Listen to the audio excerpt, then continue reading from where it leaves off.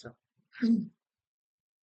আমরা আগের দিন ক্লাসে ইন্টারন্যাশনাল ইকোনমিক রিলেশনস এই প্রসঙ্গ স্টাডি করতে গিয়ে আমরা বেশ কিছু ইন্টারন্যাশনাল ফিনান্সিয়াল ইনস্টিটিউশনস পাই, সেগুলো আলোচনা শুরু করেছি। তো আমরা আগের দিন ক্লাসে ইন্টারন্যাশনাল ইকোনমিক রিলেশনের ক্ষেত্রে বা ইন্টারন্যাশনাল ইকোনমিক রিলেশন মূল যে চারটে ইন্টারন্যাশনাল ফিনান্সিয়াল অর্গানাইজেশনস এর উপরে দাঁড়িয়ে আছে, সেই চারটে প্রসঙ্গে আমরা আলোচনা শুরু করেছি। International monetary fund, world bank, WTO এবং ফোর্থ পিলার যাকে বলছি আমরা ইন্টারন্যাশনাল ইকোনমিক রিলেশনের ক্ষেত্রে, সেটা হচ্ছে financial stability board. In the meantime we have already discuss about the structure, function, present situations of WTO and also IMF. আমাদের already দুটো আলোচনা হয়ে গেছে।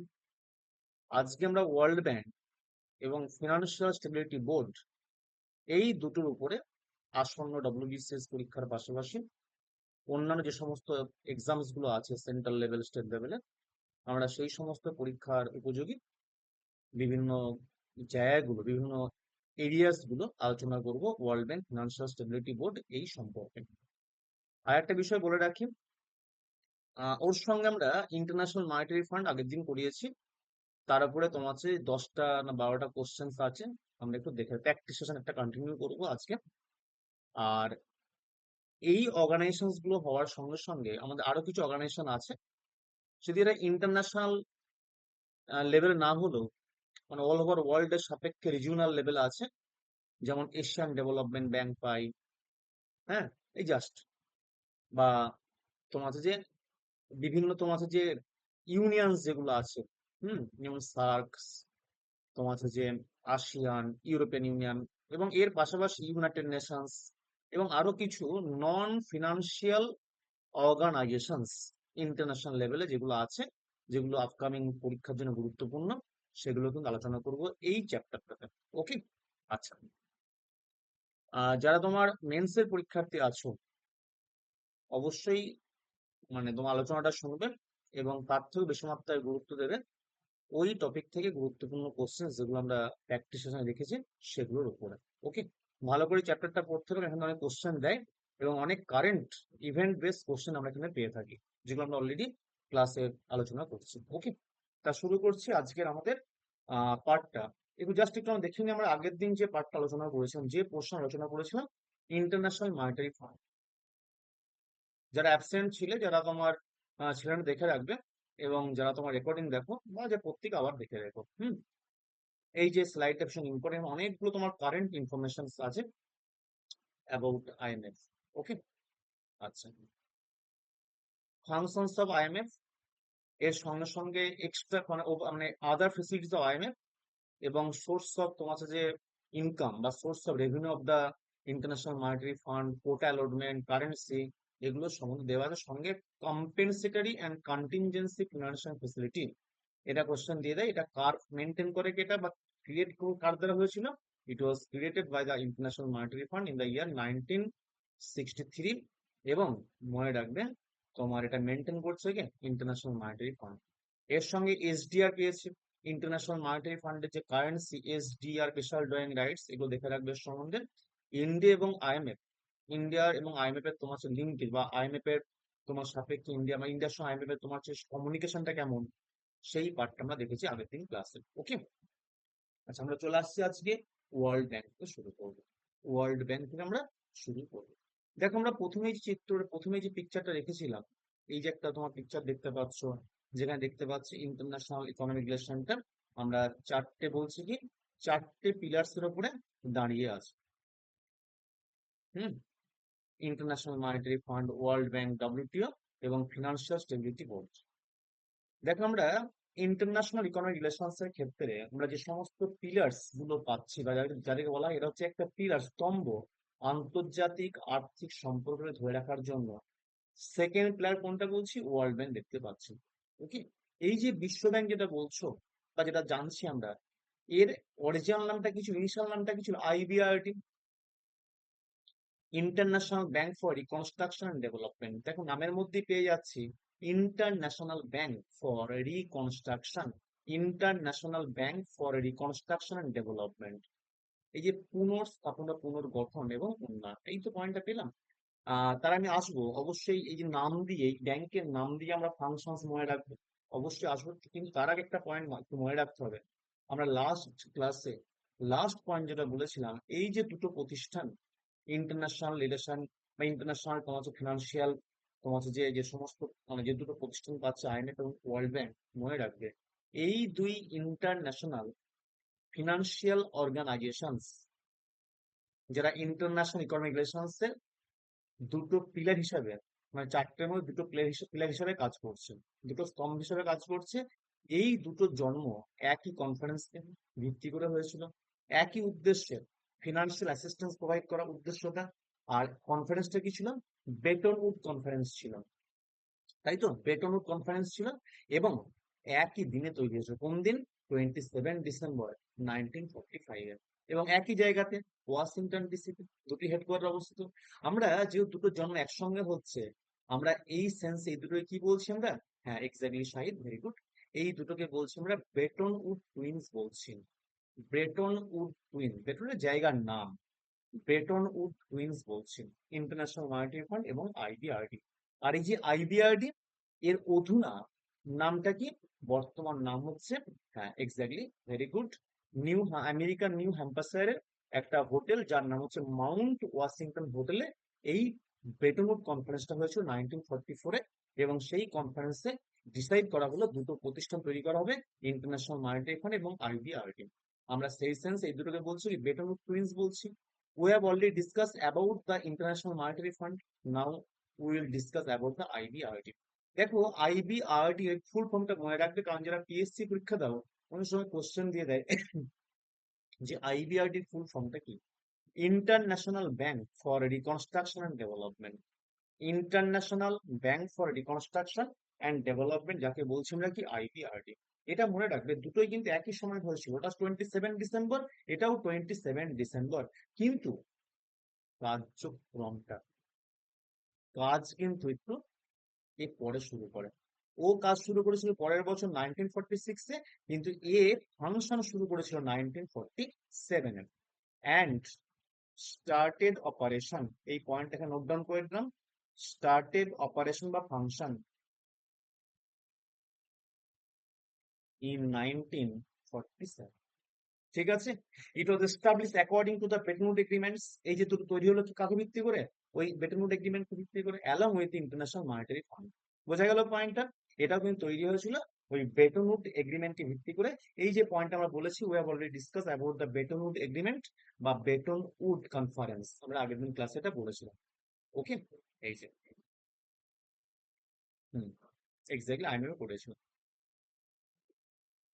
অ্যাকচুয়াল নাম হচ্ছে United Nations monetary and financial conference.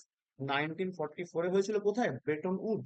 এটা কোথায়, যেটা সাইদ বললে, যেটা হচ্ছে আমেরিকার একটা শহর নিউ হ্যাম্পশায়ার, তার একটা তোমার হচ্ছে যে জায়গা ব্রেটন উড, সেখানে একটা হোটেল যার নাম হচ্ছে মাউন্ট ওয়াসিং হোটেল। এইখানে, ওই হোটেলে এই প্রোগ্রামটা কিন্তু অ্যারেঞ্জ হয়েছিল, বা এই প্রোগ্রামটা, কনফারেন্সটা কিন্তু সংগঠিত হয়েছিল। এই প্রোগ্রামটা সংগঠিত হয়েছিল, হলো। আচ্ছা, তাহলে চলে আসছে আমরা পরের পয়েন্টে। আচ্ছা দেখো, এই যে বেটন উড কনফারেন্স, এখানে দিয়ে দিয়েছি পয়েন্টটা, Bretton Wood conference formally known as the United Nations monetary and financial conference held in 1944। It is the place of the USA, আমেরিকার একটা জায়গা। আচ্ছা, এই যে ওয়ার্ল্ড ব্যাংকের বিল্ডিং দেখতে পাচ্ছ, এটা কোথায়? এটা, এই জায়গাটা কোন জায়গা? এটা হচ্ছে ওয়াশিংটন ডিসি। এইটা হচ্ছে ওয়াশিংটন, ওয়াশিংটন ডিসিতে অবস্থিত। দিস ইজ দ্য, মানে is location is Washington DC. Of headquarter of the world bank. এটা কোথায়? এটা বা আইবিআরডি, যার বর্তমান নাম ওয়ার্ল্ড ব্যাংক, এটা কোথায় অবস্থিত? এইটা হচ্ছে ওয়াশিংটন ডিসিতে অবস্থিত।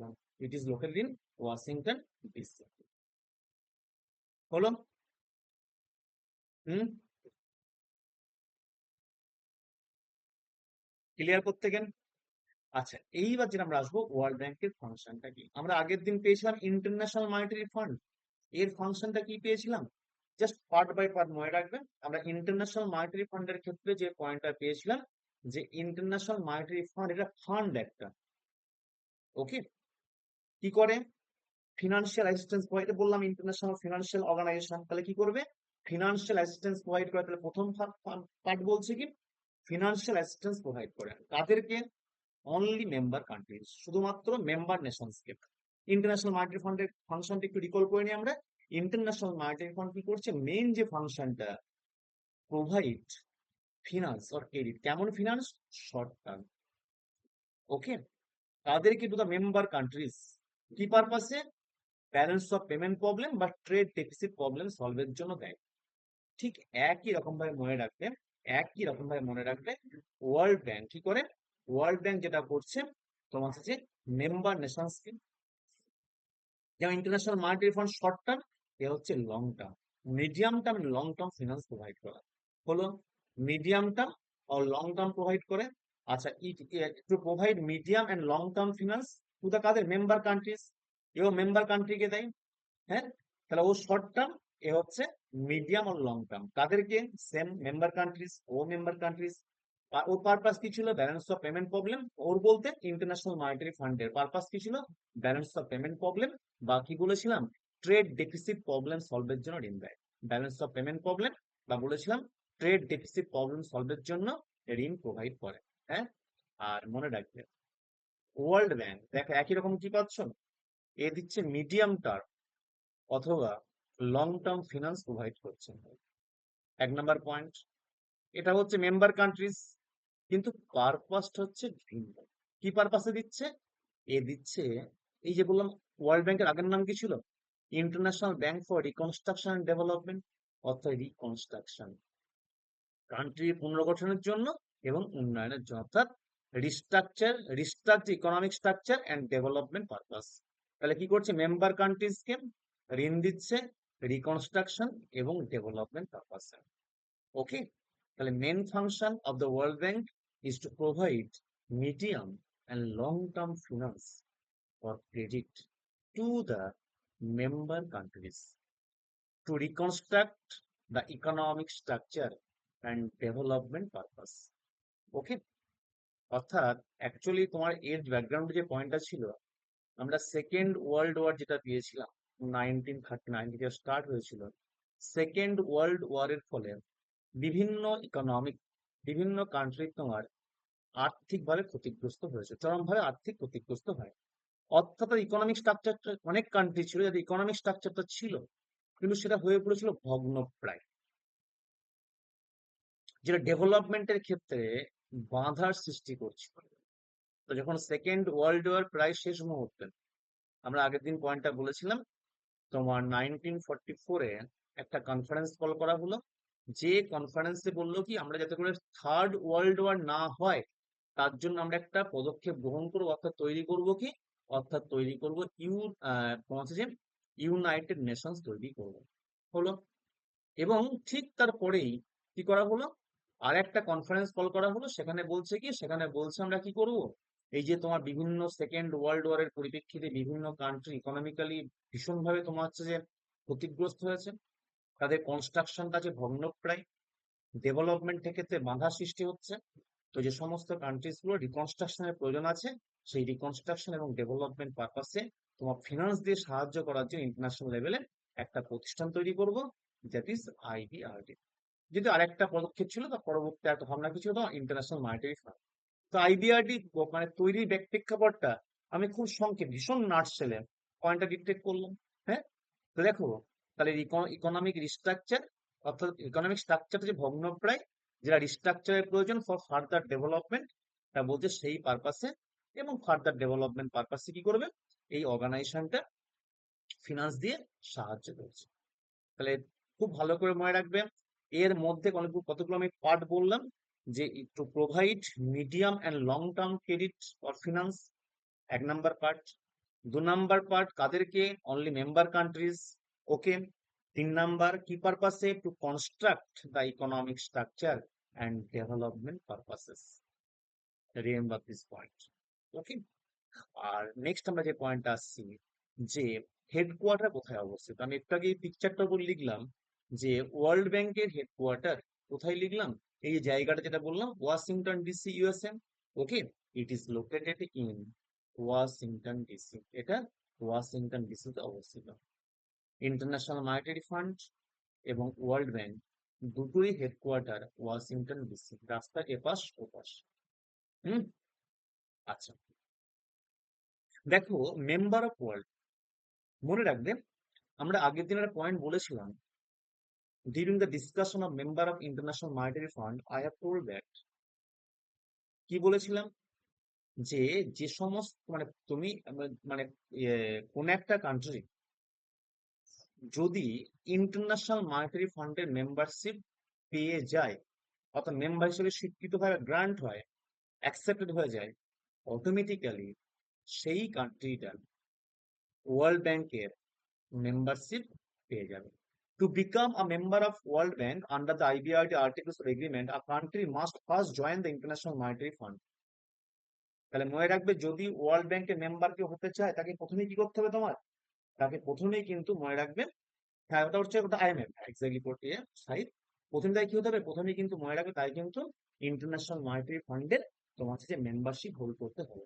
এবং যারা যে সমস্ত কান্ট্রিজ গুলো ইন্টারন্যাশনাল মনিটারি ফান্ডের মেম্বারশিপ হোল্ড করেন বা পেয়ে পেয়ে যাচ্ছেন, automatically they will be the member of the world bank বা আইবিআরটি। ইন্ডিয়া কেমন, অবশ্যই ইন্ডিয়া একটা founder member of world bank since December 27, 1945। Okay, actually মনে রাখবে, আমরা তোমার হচ্ছে যে ওয়ার্ল্ড ব্যাংকের বা যে সমস্ত মেম্বার্স গুলো পাই, ওরা কি করে দুটো ক্যাটাগরিতে ভাগ করে, একটা হচ্ছে ফাউন্ডিং মেম্বার আর একটা জেনারেল মেম্বার। তোমার হচ্ছে 1945 31 ডিসেম্বর, তোমার হচ্ছে যে ডিসেম্বরের শেষ দিন। ওকে, ডিসেম্বরের শেষ দিন, অর্থাৎ 31 ডিসেম্বর 1945 মানে ওই দিন পর্যন্ত যারা মেম্বারশিপ তোমার হচ্ছে হোল্ড করতো বা করেছিল, বা যে মেম্বারশিপ গ্রহণ করেছিল, যারা ওয়ার্ল্ড ব্যাংকে অংশগ্রহণ করেছিল, they are defined as the founding member. Okay, 31 December 1945 অব্দি যে সমস্ত কান্ট্রি ওয়ার্ল্ড ব্যাংকের মেম্বার হিসাবে অ্যাকসেপ্ট হয়েছে, এক্স্যাক্টলি শাহিদ, হুম, মনে রাখবেন, তাদেরকে ওয়ার্ল্ড ব্যাংক কি করছে, কনসিডার করছে কি হিসাবে, ফাউন্ডিং মেম্বার হিসাবে। আর যা তার পরে পরবর্তী সময় হচ্ছে, দে are defined as the general. ওকে, আচ্ছা, খুব ইম্পর্টেন্ট প্রশ্ন, যে president of world bank right now, who is the president of the world bank, একজন ভারতীয় বংশোদ্ভূত, অজয় পাল সিং ভাঙ্গা। ওকে, যিনি ডেভিড রবার্ট ম্যালপাস ইনার পরিবর্তে ইনি দায়িত্ব গ্রহণ করেছেন। Who is the current president of world bank, একজন ইন্ডিয়ান অরিজিন। ওকে, ডিপ্লোম্যাট অজয় পাল সিং ভাঙ্গা is the current president of the world bank. Remember this point. এবং কোশ্চেন আসতে পারে উনি কার পরিবর্তে হলেন, অর্থাৎ এর আগে কে ছিল, এর আগে যিনি ছিলেন তার নাম হচ্ছে David Robert Malpass. David Robert Malpass. ঠিক আছে, ক্লিয়ার হচ্ছে প্রত্যেকের পয়েন্ট। তাহলে প্রতিটা পয়েন্ট কিন্তু ভালো করে দেখতে হবে, এখান থেকে কোশ্চেন আসতে পারে, বিভিন্ন প্রশ্ন, শুধু বিশেষ নয়, যে কোনো পরীক্ষাতে কোশ্চেন আসতে পারে। আচ্ছা দেখো আমরা, হ্যাঁ সাইন, এক্স্যাক্টলি 1944-এ যখন তোমার যে কনফারেন্স হয়েছিল, তখন আমরা কার আন্ডারে ছিলাম, অবশ্যই ব্রিটিশদের আন্ডারে ছিলাম। বা যখন তৈরি হচ্ছে কার আন্ডারে, ব্রিটিশদের আন্ডারে। ওরাই তো মানে মেনলি যে সমস্ত কান্ট্রিজ গুলো তোমার এফোর্টটা দিয়েছিল, one of them UK, on that time we are under the British. Okay, ওরাই করছে কি, ইন্ডিয়া রিপ্রেজেন্ট করে দিল। ঠিক আছে, আচ্ছা, এইবার যে পয়েন্ট আমরা আসছি, দেখো আমরা একটা কনসেপ্ট পাই, ওয়ার্ল্ড ব্যাংক পরিবার, ওয়ার্ল্ড ব্যাংক গ্রুপ। ব্যাপারটা কি, আমরা আমাদের কান্ট্রিতে স্টেট ব্যাংক অফ ইন্ডিয়া, তোমরা হয়তো এখন যারা পড়াশোনা করে এটা এখন অবসোলেট হয়ে গেছে, হুম, হারিয়ে গেছে। আগে কনসেপ্টটা ছিল, কি ছিল, স্টেট ব্যাংক অফ ইন্ডিয়ার ক্ষেত্রে ছিল এসবিআই গ্রুপ ছিল। এই জিনিসটা কেমন জিনিস, হয়তো আমাদের কম্পিটিটিভ ফিল্ড পরীক্ষা আসতেই পারে, এটা একটা ইকোনমিক্যাল হিস্ট্রি হয়ে গেছে, তাই না? ব্যাপারটা কেমন, এসবিআই গ্রুপ, তোমরা তো কনসেপ্টটা শুনেছো হয়তো অনেকেই। এসবিআই গ্রুপ জিনিসটা জাস্ট একটু পয়েন্টটা বলি, সেই প্রসঙ্গে আমরা ওয়ার্ল্ড ব্যাংক গ্রুপ নিয়ে একটা পয়েন্ট ডিসকাস করব, এবং দেখবো ওয়ার্ল্ড ব্যাংক গ্রুপে কারা কারা আছে। হুম, এক্স্যাক্টলি বলে দিই পয়েন্টটা। দেখো, আমরা যেটা পাচ্ছি, একটা কনসেপ্ট আমরা পেয়ে থাকি, যেটা হচ্ছে এসবিআই গ্রুপ। আমরা এখানে পাচ্ছি ওয়ার্ল্ড ব্যাংক গ্রুপ। ব্যাপারটা কি একটু এখানে লিখে দিচ্ছে এখন, হ্যাঁ। আমরা একটা কনসেপ্ট পাচ্ছি ওয়ার্ল্ড ব্যাংক গ্রুপ। আমি এসবিআই গ্রুপ কেন তোমার মনে রাখার সুবিধার্থে এই উদাহরণটা টানছি। আমরা আগে একটা কনসেপ্ট পেতাম, এসবিআই গ্রুপ বলে একটা কনসেপ্ট পেতাম। সেখানে কারা কারা ছিল? এসবিআই ছিল, স্টেট ব্যাংক ছিল, মানে এসবিআই পরিবার, স্টেট ব্যাংক ছিল, এবং কিছু এসবিআই অ্যাসোসিয়েটেড ব্যাংক ছিল। স্টেট ব্যাংক অফ ইন্ডিয়া ছিল এবং এসবিআই অ্যাসোসিয়েটেড ব্যাংকস কিছু ছিল। এখন কি আছে? অবশ্যই এখন কিন্তু এসবিআই গ্রুপ আর নেই। আমরা এখন এসবিআই সম্বন্ধে পাচ্ছি। কারণ কি নেই কেন? কারণ এই যে এসবিআই অ্যাসোসিয়েট ব্যাংক যেগুলো ছিল না, ওই ব্যাংকগুলো সবগুলোকে এসবিআই এর সঙ্গে মার্জ করে দেওয়া হয়েছে। অর্থাৎ SBI associated banks were merged with SBI. ফলে কি হলো? ফলে দেখা যাচ্ছে State bank of India SBI group যেটা ছিল, সেই গ্রুপটা কি হচ্ছে, তোমার গ্রুপটা ইতিহাস হয়ে গেল, যার বাস্তবে কোনো এক্সিস্টেন্স কিছু নেই। হ্যাঁ, ঠিক আছে। তাহলে মনে রাখবে সেটা কয়ে মার্চ হলো। এই যে তোমার আমরা যেটা পেয়েছি এসবিআই গ্রুপ, এটা লাস্ট আমরা পেয়েছিলাম 2017। হুম, 2017 সালে কি হয়েছে, তোমার এসবিআই এর সঙ্গে এসবিআই অ্যাসোসিয়েটেড ব্যাংকস গুলো মার্জ হয়ে গেছে। এরকম আমরা যেমন, তাহলে is it clear what is SBI group বা what was the concept of SBI group? আসলে ক্লিয়ার হয়েছে। State bank of India and its associate banks are also called as the SBI group. ঠিক আছে। তাহলে আমরা এই গ্রুপটা এখন আর, this group not in existence because SBI associated banks, hmm, SBI Associated Banks were merged with SBI in the year 2017। ঠিক আছে, যদিও যেটা সাহিদ বললেন, আরেকটা ব্যাংক ওই একই সঙ্গে ওই একই সময়ে আরেকটা ব্যাংক, মানে এসবিআই অ্যাসোসিয়েট ব্যাংক গুলোর সঙ্গে সঙ্গে আরেকটা ব্যাংক এসবিআই এর সঙ্গে মার্জ হয়ে গিয়েছিল। Which bank? যেটা হচ্ছে ভারতবর্ষের একমাত্র ব্যাংক যেটা ছিল, একটাই ব্যাংক একটাই ছিল, দ্যাট ইজ ভারতীয় মহিলা ব্যাংক। ভারতের প্রথম ফার্স্ট ব্যাংক ফর উমেন বা ফার্স্ট উমেন ব্যাংক, বা ভারতের প্রথম মহিলা ব্যাংক এবং মহিলা একমাত্র মহিলা, প্রথম মহিলা ব্যাংক এবং একমাত্র মহিলা ব্যাংক কোনটা? যেটা ভারতীয় মহিলা ব্যাংক। এটা কি এখন আর নেই? ওই 2017 সালে ওই যে সময় এসবিআই অ্যাসোসিয়েট ব্যাংক গুলো এসবিআই এর সঙ্গে মার্জ হচ্ছে, ওই একই সময় ওটাও মার্জ হয়ে গিয়েছিল। ওকে, আচ্ছা আমরা চলে আসছি এসবিআই গ্রুপ তো বললাম ওয়ার্ল্ড ব্যাংক গ্রুপের সঙ্গে। তাহলে যদি কোশ্চেন আসতে পারে, যদি কোশ্চেন দেয় এসবিআই গ্রুপ কনসেপ্ট কোন ইয়ার পর্যন্ত ছিল? 2017। কেন? 2017 সালে কি হচ্ছে, এসবিআই গ্রুপ কনসেপ্টটা অমিট হয়ে গেছে। ঠিক আছে। না না না, ওটা না। যেমন তোমার ছিল State bank of Bikaner Jaipur, State bank of Mysore, মানিকপিয়া বলে দিচ্ছি, মানে লাস্ট লাস্ট 5টা ব্যাংক মার্জ হয়ে গেল।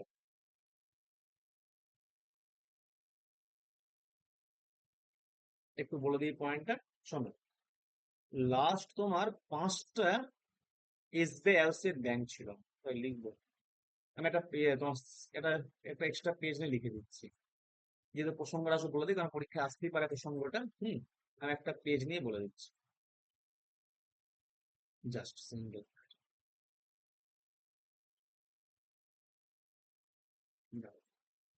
1 মিনিট। আচ্ছা বলে দেবো sir. State bank of Sikkim, আচ্ছা এটা ওটা অন্য কনসেপ্ট বলে দিচ্ছি।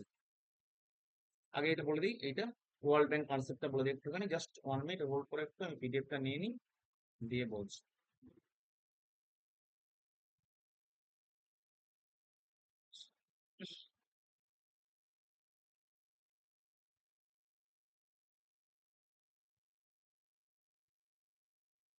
লুজ, এরা এক্সট্রা সিট নিই, নাহলে হবে না।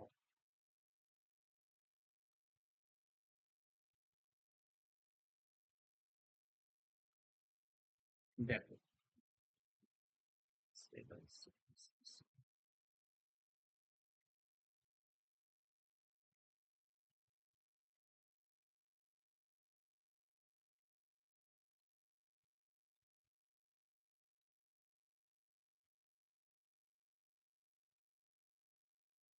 দেখো,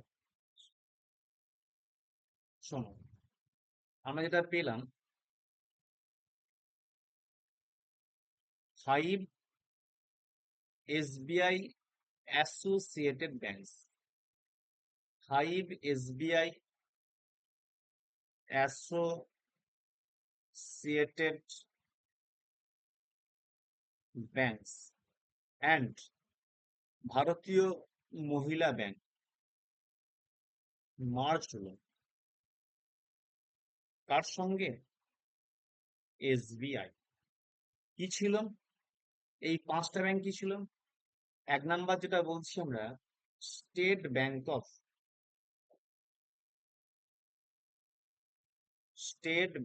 এক নাম্বার যে পয়েন্টটা, State bank of Bikaner and Jaipur,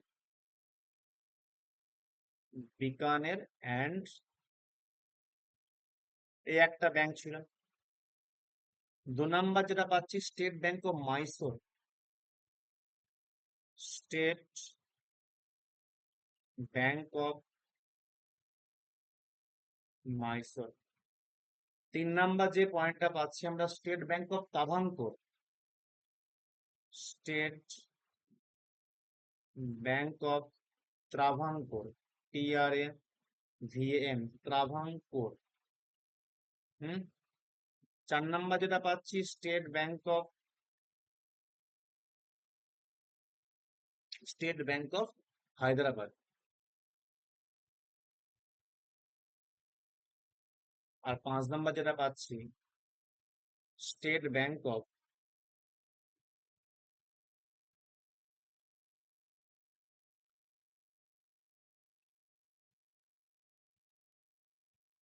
State bank of তোমার হচ্ছে ওই পাতিয়াল, স্টেট ব্যাংক অফ পাতিয়াল, পাঞ্জাবে ছিল।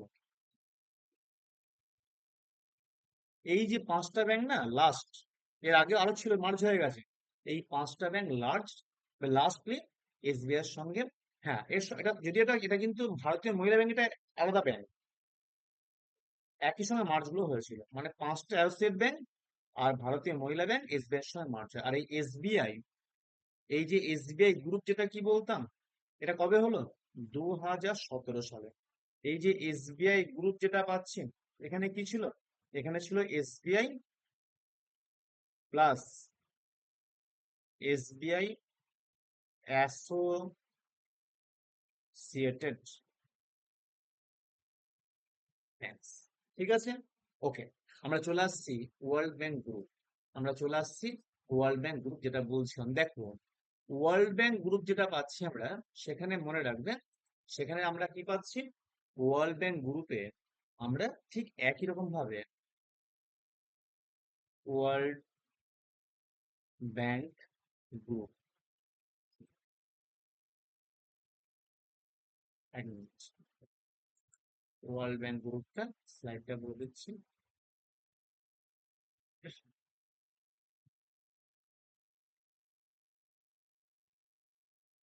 দেখো,